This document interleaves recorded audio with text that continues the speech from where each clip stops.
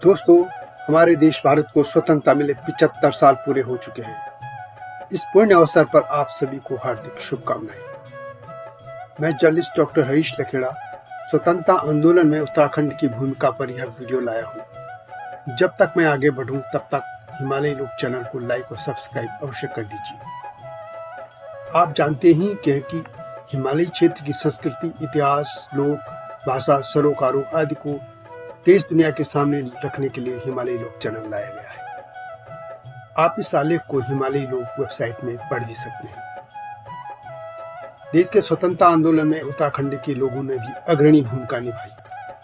महात्मा गांधी के नेतृत्व में हुआ अहिंसक आंदोलन हो अथवा नेताजी सुभाष चंद्र बोस की आजाद हिंद फौज व वीर चंद्रशेखर आजाद व सरदार भगत सिंह जैसे महान क्रांतिकारियों का सशस्त्र संघर्ष, सभी मोर्चों पर उत्तराखंड के लोगों ने बढ़ चढ़ कर हिस्सा लिया। इस कड़ी में पेशा और कांड के हीरो वीर चंद्र सिंह गढ़वाली का नाम तो सारा संसार जानता है। इससे पहले 1857 के प्रथम स्वतंत्रता संग्राम में काली कुमाऊं के कालो मेहरा को उत्तराखंड का पहला स्वतंत्रता सेनानी होने का गौरव हासिल है। उत्तराखंड के लोगों ने शांतिपूर्वक स्वतंत्रता आंदोलन में राष्ट्रीय नेतृत्व के साथ कंधा से कंधा मिलाकर भाग लिया। हालांकि 1857 के प्रथम स्वतंत्रता आंदोलन में उत्तराखंड की ज्यादा भूमिका न रही। इसके कई कारण रहे हैं। एक तो तब उत्तराखंड में क्रूर गोरखा शासन के अंत हुई ज्यादा समय नहीं हुआ बीता था और गोरखा को उत्तराखंड से बाहर करने में अंग्रेजों की महत्वपूर्ण भूमिका रही थी। इसलिए तब लोग अंग्रेजों का बहुत सम्मान करते थे।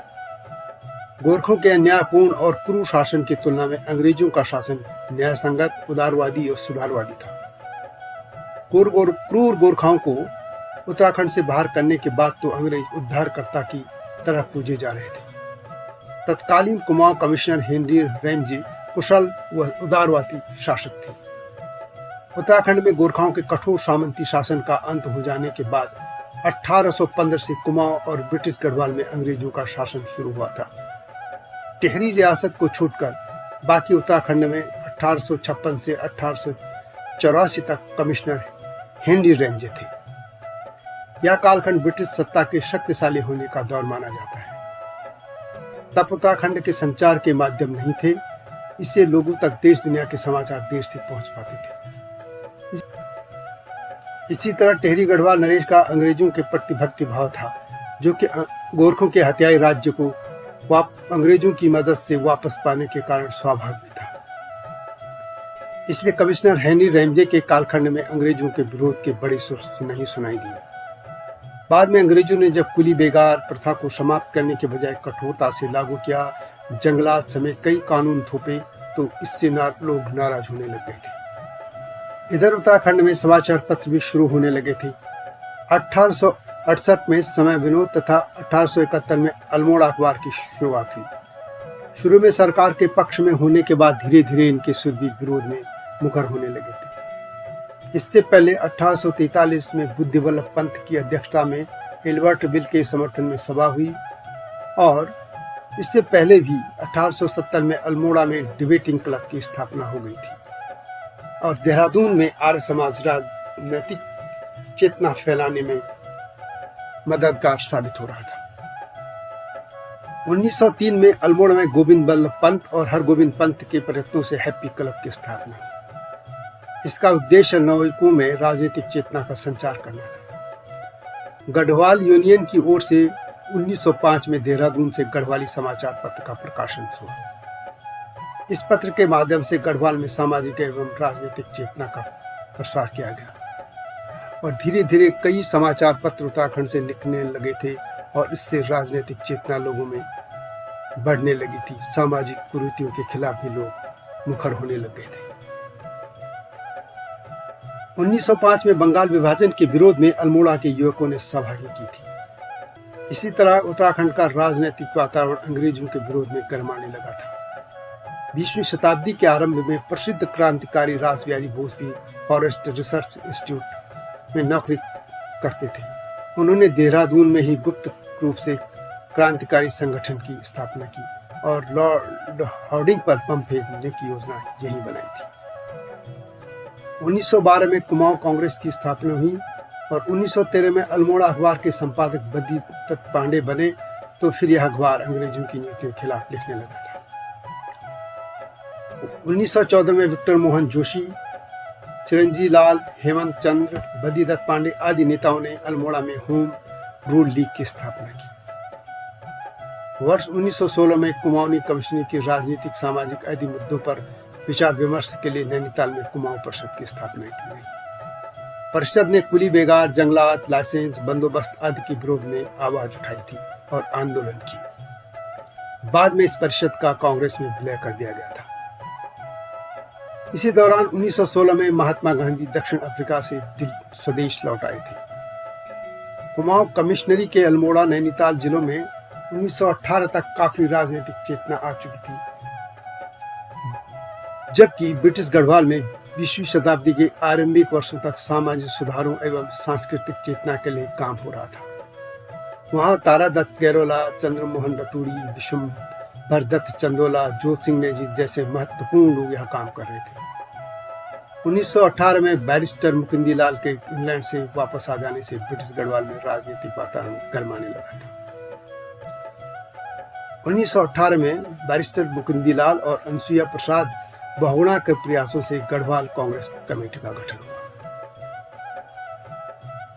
1920 के असहयोग आंदोलन में भी यहाँ के लोगों ने बढ़ चढ़ कर भाग लिया था। उसी दौरान उत्तराखंड में कुली बेगार के खिलाफ आंदोलन शुरू हो गया था और अंततः जनवरी 1921 में मकर संक्रांति के अवसर बागेश्वर में लोगों ने एकत्रित होकर कुली नाम से बने रजिस्टरों को सरयू में बहा दिया गया था। उसी साल इस कुप्रथा का अंत हो गया और इससे भी लोगों की राजनीतिक चेतना का विकास हुआ था। महात्मा गांधी की उत्तराखंड की यात्राएं भी इस स्वतंत्रता आंदोलन को बढ़ाने में सहायक साबित हुई। 1915 में अप्रैल माह में गांधी कुंभ मेले के अवसर पर हरिद्वार आए थे और हरिद्वार में ही उनको कहा जाता है कि स्वामी श्रद्धानंद ने सबसे पहले महात्मा नाम से पुकारा था और जब वो बाद में वे महात्मा गांधी कहलाने लगे थे।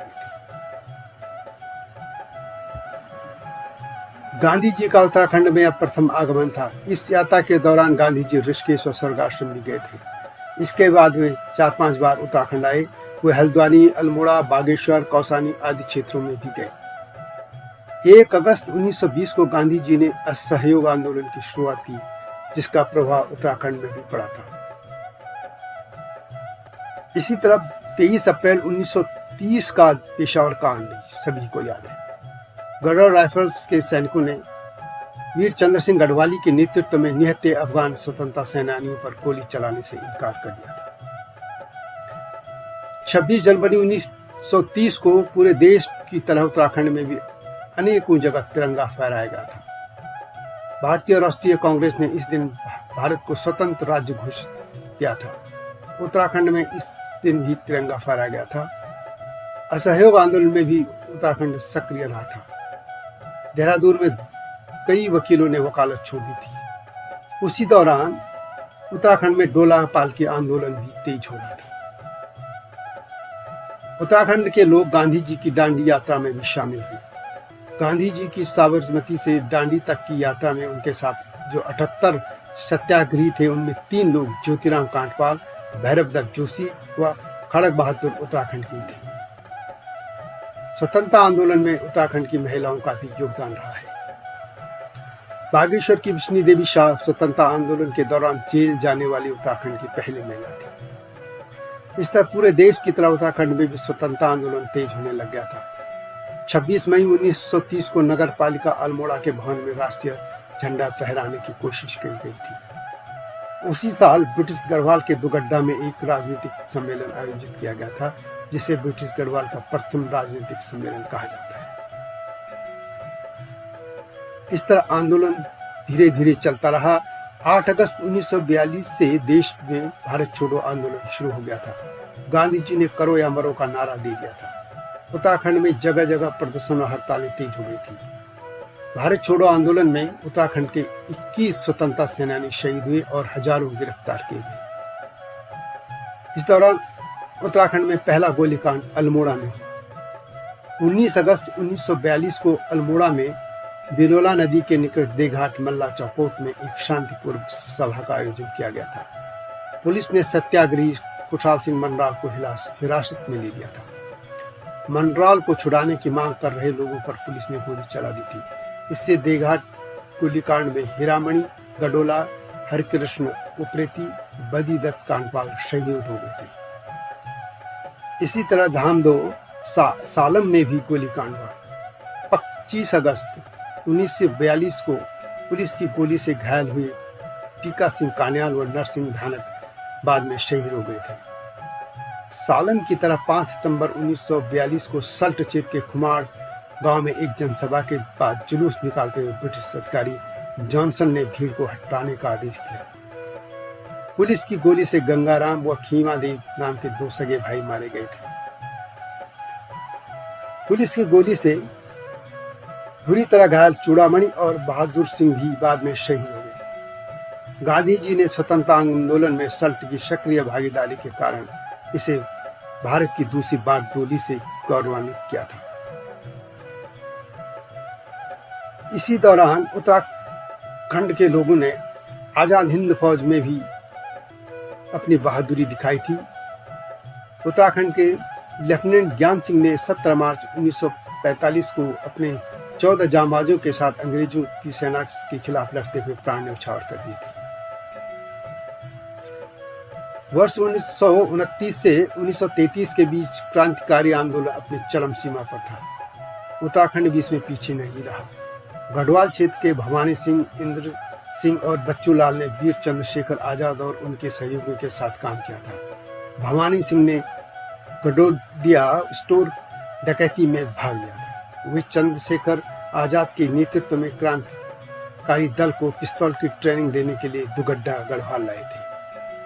बाद में इंद्र सिंह ने 1933 में मद्रास बम कांड में भी भाग लिया था। कुमाऊं और ब्रिटिश गढ़वाल के अलावा तब टिहरी रियासत राजशाही के शासन में थी। वहां के लोगों ने स्वतंत्रता आंदोलन में बढ़ चढ़ कर हिस्सा लिया। टिहरी के लोगों ने तो इस रियासत को भारत संघ में विलय के लिए भी आंदोलन उनको करना पड़ा था।